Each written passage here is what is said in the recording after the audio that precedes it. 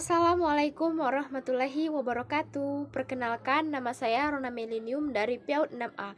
Di sini saya akan menjelaskan tentang parietal lobe atau lobus parietal.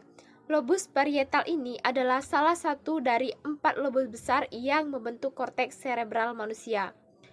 Itu terletak di bagian dalam otak, tepat di wilayah di mana tulang parietal jatuh. Wilayah korteks serebral ini dibagi menjadi dua struktur besar. Satu merujuk ke belahan kiri dan satu lagi mengacu ke belahan kanan.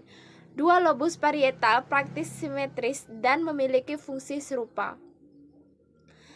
Lobus parietal otak menonjol karena fungsinya yang terintegrasi, karena ia menerima rangsangan yang berkaitan dengan sentuhan, panas, dingin, tekanan, rasa sakit, dan keseimbangan yang berasal dari berbagai daerah di otak. Lesi di lobus parietal ini biasanya menyebabkan anestesi di lengan dan tungkai di sisi yang tampak. Artinya, jika lobus parietal belahan otak kanan terluka, anestesi dapat dialami di lengan dan kaki kiri organisme. Demikian juga ketika melakukan banyak aktivitas neuronal lainnya. Lesi lobus parietal juga terkait dengan perubahan dalam kemampuan membaca, kinerja perhitungan matematika, dan jenis aktivitas kognitif lainnya. Karakteristik lobus parietal. Lobus parietal adalah wilayah korteks serebral yang terletak tepat di belakang lobus frontal. Di bagian bawah lobus ini terletak lobus temporal dan di belakangnya adalah lobus occipital. Ini benar dibedakan dari lobus frontal karena dipisahkan darinya oleh alur pusat. Namun, secara fungsional, kedua lobus serebral terkait erat. Ini menempati wilayah tengah dan atas, masing-masing belahan otak kanan dan kiri. Demikian juga, ia berbatasan dengan lobus temporal melalui visura sylvian. Di sisi lain, ia dipisahkan dari lobus terakhir dari korteks, lobus occipital melalui visura tegak lurus eksternal. Wilayah ini ditandai dengan berisi alur dalam celah interparietal yang dengan ekstensi menanjak, membatasi 3 konvolusi parietal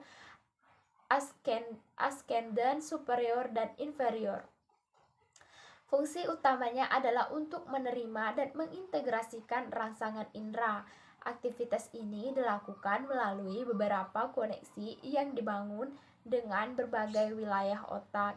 Di sisi lain, lobus parietal adalah struktur otak yang telah dikaitkan dengan pengetahuan numerik, manipulasi objek sederhana, dan penglihatan spasial. Untuk anatomi lobus parietal ini, atau lebih tepatnya satu di belahan kanan otak dan satu di belahan kiri, adalah struktur yang menyediakan mekanisme kortikal yang merasakan rangsangan somatosensor. Struktur ini ditandai dengan terhubung ke banyak daerah ensefalik yang mengirim rangsangan dari berbagai jenis. Ketika rangsangan mencapai lobus parietal, ia bertanggung jawab untuk mengintegrasikan mereka dengan memori dan pengalaman masa lalu serta dengan persepsi sensorik aferen lainnya. Fungsi lobus parietal ini memungkinkan untuk menghasilkan pengakuan peristiwa somatik dan ekstrafisik orang tersebut. Demikian juga aktivitas lobus parietal berkontribusi pada fungsi seperti perhatian dan pengembangan. Peta mental. Nah, secara anatomis, ia dibagi menjadi 3 area besar. Yang pertama ada area somatosensori primer, yang kedua ada area sensorik, dan ketiga ada area asosiatif sensorik.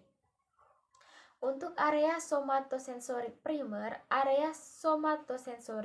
atau area 312 adalah daerah yang terletak tepat setelah visura Rolando, yaitu wilayah lobus parietal yang berbatasan dengan lobus frontal. Ini membentuk bagian dari keliling parietal menaik dan ditandai dengan menerima informasi dari inti talamik di sisi berlawanan dari tubuh. Mempresentasikan pola somatotopik terorganisir yang disebut homusculus sensorik.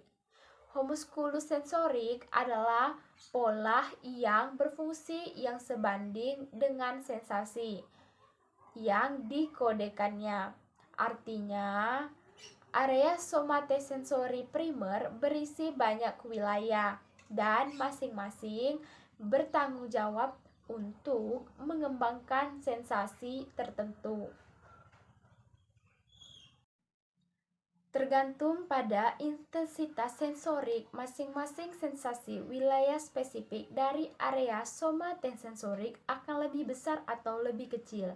Sebagai contoh, tangan memiliki daerah sensitif besar di dalam area somatosensori primer karena sejumlah besar reseptor sensorik ditemukan di wilayah tubuh ini.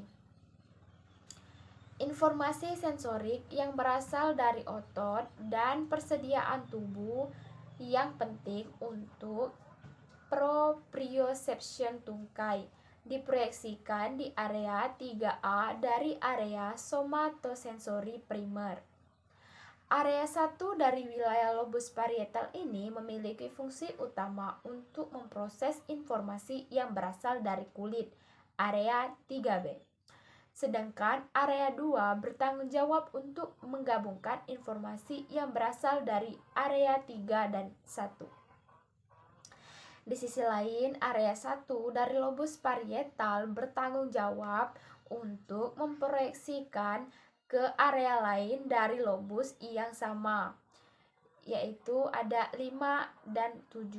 Ini adalah area sekunder yang memfasilitasi pembelajaran, membentuk citra tubuh, dan merencanakan gerakan dan ruang ekstra pribadi. Area somestetik primer disebut somatomotor cortex karena sebagian besar stimulasinya 80% menghasilkan respon sensitif, sedangkan minoritas 20% menghasilkan respon motorik. Akhirnya harus dicatat bahwa area lobus parietal ini mengandung sifat-sifat kritis yang memungkinkan pengenalan daerah kulit di luar.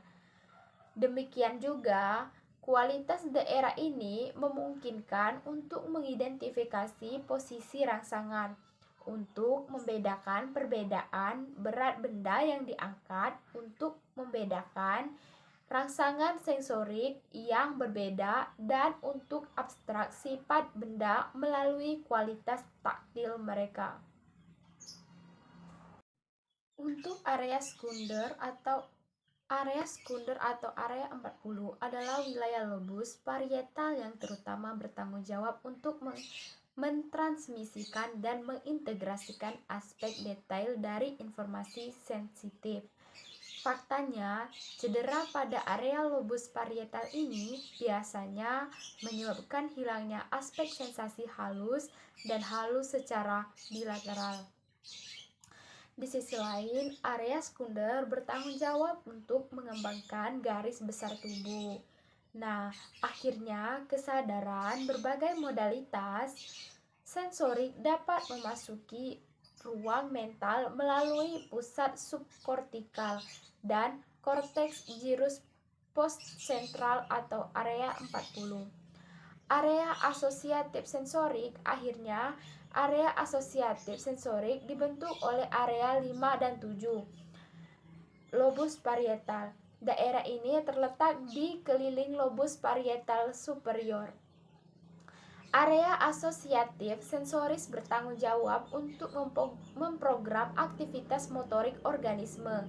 Secara khusus, ini memainkan peran mendasar dalam pengembangan kegiatan yang terkait dengan proyeksi lengan menuju target visual dan tindakan manipulasi.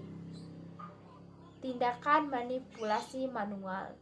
Area asosiatif sensorik menguraikan sistem referensi spasial yang digunakan untuk mendorong gerakan tubuh dalam kombinasi dengan sensasi visual dan somatosensori. Demikian juga daerah-daerah lobus parietal ditandai dengan berpartisipasi aktif dalam elaborasi garis besar badan. Untuk fungsinya, lobus parietal adalah wilayah korteks cerebral yang bertanggung jawab untuk melakukan berbagai jenis kegiatan. Bahkan, diduga bahwa struktur otak ini dapat berpartisipasi dalam beberapa bentuk atau lainnya dalam sebagian besar kegiatan otak. Fakta ini menunjukkan bahwa lobus yang berbeda dari korteks cerebral bukan merupakan struktur otonom yang bertindak secara terpisah, tetapi merupakan daerah otak yang saling berhubungan dan bekerja sama dalam pengembangan sebagian besar kegiatan. Terlepas dari faktor ini tentang fungsi lobus parietal, struktur korteks ini menonjol karena partisipasinya dalam 3 proses utama. Integrasi dalam pemrosesan informasi sensorik yang berasal dari saluran yang berbeda. Yang kedua, pemrosesan informasi simbolik di mana proses yang berkaitan dengan bahasa dimasukkan. Yang ketiga ada pemrosesan informasi numerik. Dan oleh karena itu, pengembangan kegiatan matematika. Integrasi dan pemrosesan informasi sensorik lobus parietal menonjol terutama karena ia memiliki satu bidang asosiasi terbesar dari seluruh otak. Artinya, struktur ini bertanggung jawab untuk menggabungkan dan mengintegrasikan informasi yang berasal dari semua area tubuh. Fakta ini memungkinkan untuk menggabungkan unsur-unsur yang ditangkap dan dikembangkan oleh struktur otak yang berbeda. Dan untuk membentuk informasi baru sebagai hasil dari integrasi semua data yang tersedia. Untuk alasan ini, penciptaan konsep abstrak terjadi sebagian berkat lobus parietal. Karena struktur ini memungkinkan orang untuk menghasilkan ide yang berbeda dari elemen informasi yang ditangkap oleh indera yang berbeda dan dibuat oleh struktur otak yang berbeda. Sebagai contoh, lobus parietal berpartisipasi dalam pengembangan gagasan tentang apa itu tanaman. Berkat integrasi informasi yang diterima melalui sentuhan, aroma, penampilan, atau gerakan, serta partisipasi pemikiran dan kepercayaan yang tersimpan sebelumnya dalam memori. Namun, lobus parietal tidak hanya berpartisipasi dalam proses integrasi data tentang dunia atau elemen eksternal, tetapi juga melakukan kegiatan penting pada informasi tentang bagaimana seseorang berhubungan dengan dunia secara real time. Yaitu lobus parietal juga bertanggung jawab untuk mengintegrasikan informasi yang lebih abstrak dan kompleks yang mencakup elemen sensor eksternal dan elemen sensorik internal. Sebagai contoh, lobus parietal bertanggung jawab untuk menyatukan data yang berasal dari otot-otot tubuh. Berkat orang tersebut dapat menghasilkan gagasan tentang posisi fisik dan posisi di mana ia berada. Singkatnya, fungsi integrasi sensorik lobus parietal mengacu pada pengembangan. Pemrosesan somestetik artinya memungkinkan pengembangan kapasitas sensorik untuk mengenali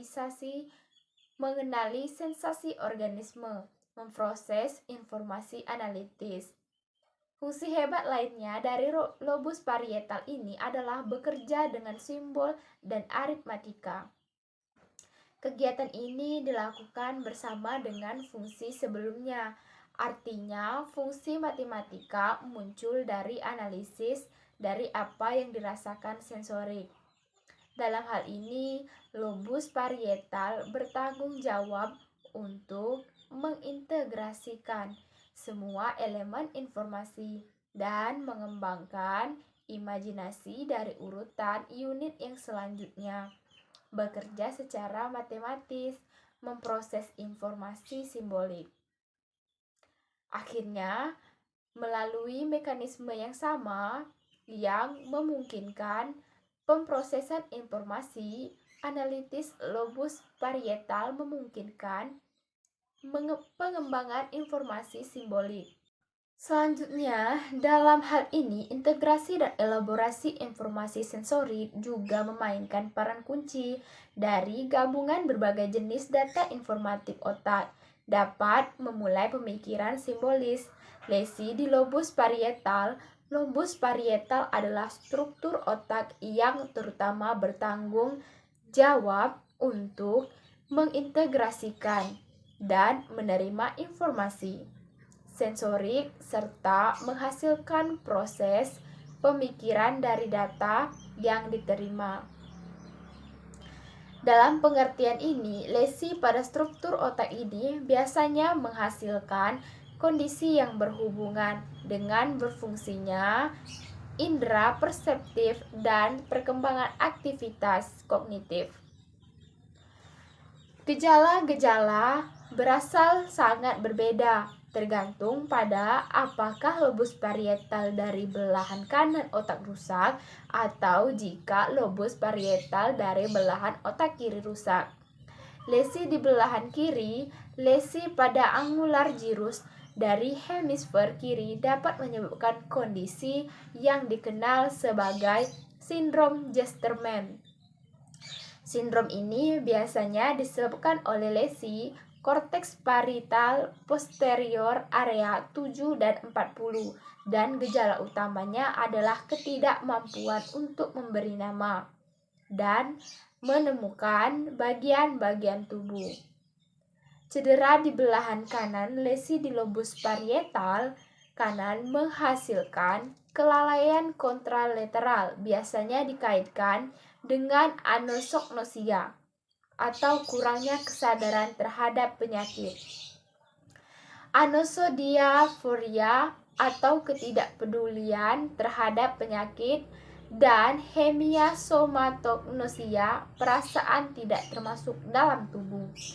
Demikian juga lesi ini di daerah lobus parietal ini biasanya menghasilkan apraksia ideomotor, ketidakmampuan melakukan tindakan motorik di bawah perintah verbal, apraksia ideologis, ketidakmampuan untuk menangani objek, dispraksia somatospasial atau asimetri nyeri. Itulah materi yang dapat saya sampaikan tentang parietal lobe. Saya akhiri, wabillahi taufik wal hidayah. Wassalamualaikum warahmatullahi wabarakatuh.